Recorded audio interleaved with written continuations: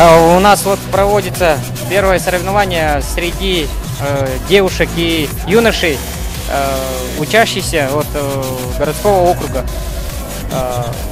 И у нас вот пришли 3 команды, то есть Мадуна и Горного Улуса с Магараса, село Магарас, и Дюша-4. А количество участников какое? Количество участников у нас 34 участников. Какие именно виды по северному многоборью проходят сегодня здесь? У нас здесь соревнования 3 вида. Первый вид у нас северный тройной прыжок, второй метание набивного мяча на дальность и третий прыжки через нарты.